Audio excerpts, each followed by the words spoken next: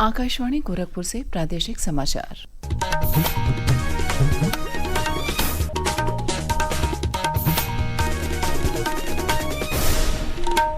नमस्कार, समाचार बुलेटिन के साथ मैं शिवानी अरोरा। पहले मुख्य समाचार। ब्राजील के रियो डी जेनेरियो में चल रहे ब्रिक्स शिखर सम्मेलन में नेताओं के घोषणा पत्र में पहलगाम हमले की कड़ी निंदा की गई। प्रधानमंत्री नरेंद्र मोदी ने कहा, आतंकवादियों के खिलाफ प्रतिबंध लगाने में नहीं होनी चाहिए कोई हिचकिचाहट। मुख्यमंत्री योगी आदित्यनाथ ने एक पेड़ मां के नाम अभियान के सफल क्रियान्वयन को लेकर प्रदेश सरकार के मंत्रीगण और जनप्रतिनिधियों से किया संवाद। कहा, 37 करोड़ पौधे लगाकर उत्तर प्रदेश बनाएगा रिकॉर्ड।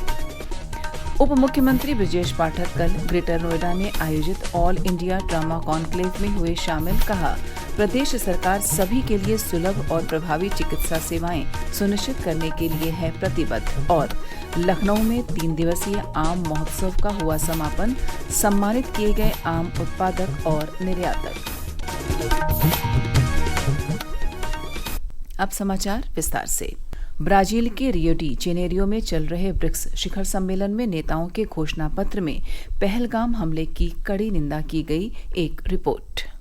22 अप्रैल को जम्मू कश्मीर के पहलगाम में हुए इस आतंकवादी हमले में प्रदेश के कानपुर के एक युवक समेत 26 लोग मारे गए थे। इस हमले की निंदा करते हुए ब्रिक्स नेताओं ने आतंकवादियों की सीमा पर आवाजाही, आतंकवाद के वित्त पोषण और सुरक्षित पनाहगाहों सहित सभी रूपों और अभिव्यक्तियों में आतंकवाद से निपटने के लिए अपनी प्रतिबद्धता जताई। प्रधानमंत्री नरेंद्र मोदी ने पहलगाम आतंकी हमले की कड़ी निंदा करने और भारत के प्रति एकजुटता व्यक्त करने के लिए सदस्य देशों को धन्यवाद दिया। समाचार कक्ष से मैं वेद प्रकाश पाठक।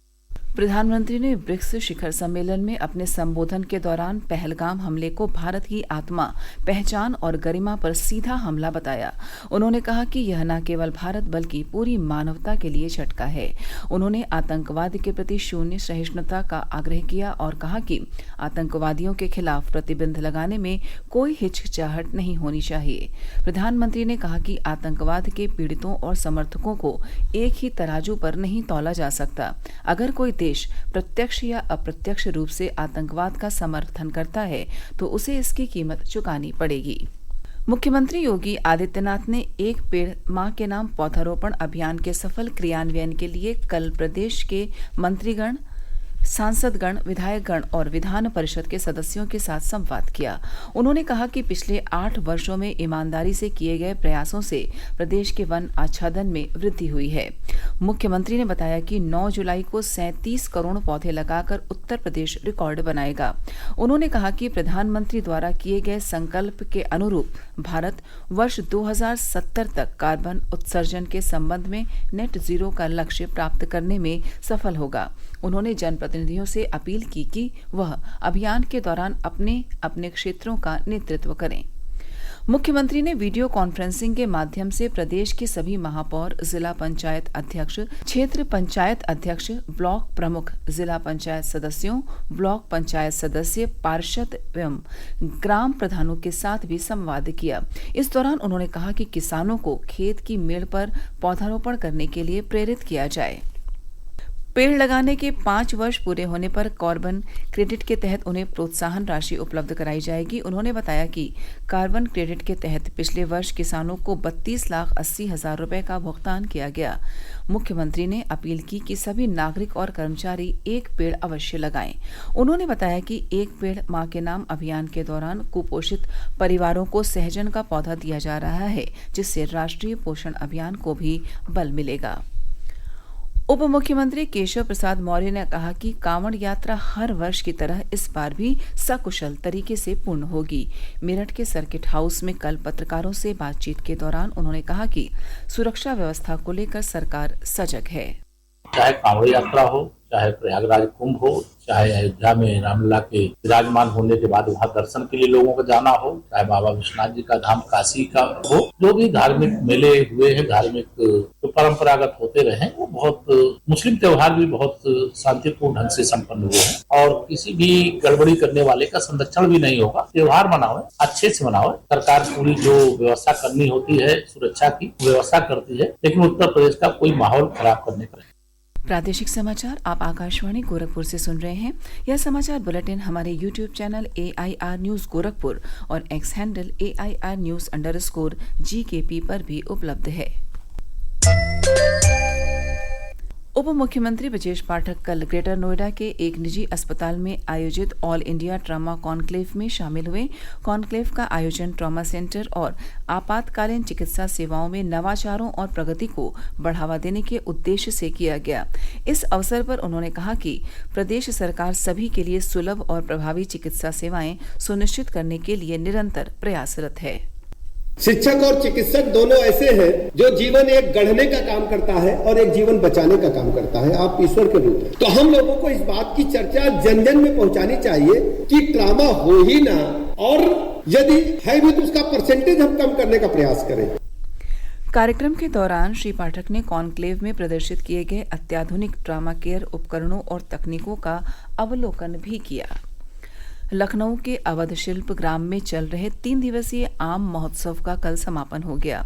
महोत्सव के अंतिम दिन उद्यान, कृषि विपणन एवं कृषि निर्यात राज्य मंत्री दिनेश प्रताप सिंह ने आम उत्पादकों और निर्यातकों को सम्मानित किया। कार्यक्रम में प्रदेश के आबकारी एवं मद्य निषेध राज्य मंत्री नितिन अग्रवाल और वन एवं पर्यावरण राज्य मंत्री डॉक्टर अरुण कुमार सक्सेना भी मौजूद थे। महोत्सव में देश भर के बागानों से चुनकर लाए गए 800 से अधिक किस्मों के आमों की प्रदर्शनी लगाई गई थी। इस दौरान विविध आयोजन भी किए गए।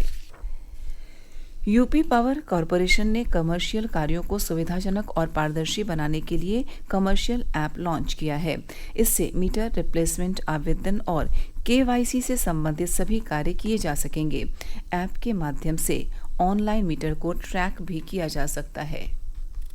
मुहर्रम की 10वीं तारीख यौम आशुरा के मौके पर कल प्रदेश भर में ताजिया जुलूस निकाले गए।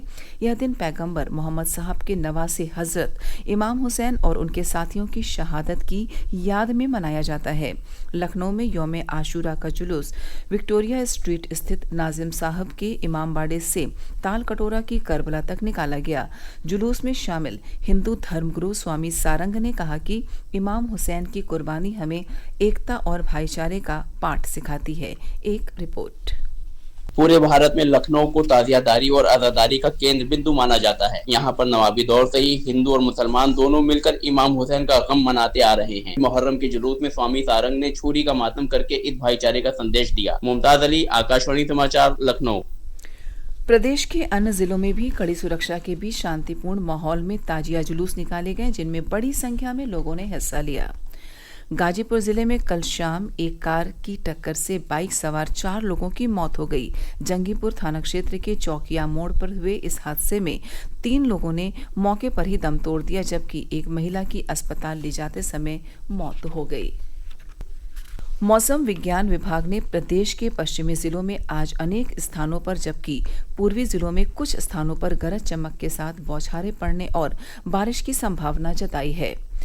विभाग के अनुसार पश्चिमी उत्तर प्रदेश के जिलों में कुछ स्थानों पर कल से 12 जुलाई तक गरज चमक के साथ बौछारें पड़ने और बारिश की संभावना है। वहीं पूर्वी उत्तर प्रदेश में कल से 10 जुलाई तक कहीं कहीं यही स्थिति बनी रहेगी। पश्चिमी उत्तर प्रदेश में आज से 9 जुलाई तक भारी वर्षा के साथ साथ बिजली गिरने की भी चेतावनी जारी की गई है। इस बीच प्रदेश के पश्चिमी इलाकों में कुछ जिलों में कल हल्की बारिश हुई, जबकि पूर्वी जिलों में मौसम सामान्य रहा। मानसूनी बारिश के कारण प्रदेश के कुछ जिलों में नदियों का जलस्तर भी बढ़ गया है। मिर्जापुर में गंगा नदी के जलस्तर में औसतन 1.25 सेंटीमीटर प्रति घंटे की वृद्धि हो रही है। और अंत में इस बुलेटिन के मुख्य समाचार एक बार फिर। ब्राजील के रियो डी जेनेरियो में चल रहे ब्रिक्स शिखर सम्मेलन में नेताओं के घोषणा पत्र में पहलगाम हमले की कड़ी निंदा की गई। प्रधानमंत्री नरेंद्र मोदी ने कहा, आतंकवादियों के खिलाफ प्रतिबंध लगाने में नहीं होनी चाहिए कोई हिचकिचाहट। मुख्यमंत्री योगी आदित्यनाथ ने एक पेड़ मां के नाम अभियान के सफल क्रियान्वयन को लेकर प्रदेश सरकार के मंत्रीगण और जनप्रतिनिधियों से किया संवाद। कहा, 37 करोड़ पौधे लगाकर उत्तर प्रदेश बनाएगा रिकॉर्ड। उप मुख्यमंत्री ब्रजेश पाठक कल ग्रेटर नोएडा में आयोजित ऑल इंडिया ट्रॉमा कॉन्क्लेव में हुए शामिल। कहा, प्रदेश सरकार सभी के लिए सुलभ और प्रभावी चिकित्सा सेवाएं सुनिश्चित करने के लिए है प्रतिबद्ध। और लखनऊ में 3 दिवसीय आम महोत्सव का हुआ समापन। सम्मानित किए गए आम उत्पादक और निर्यातक। इसी के साथ प्रादेशिक समाचार समाप्त हुए। नमस्कार।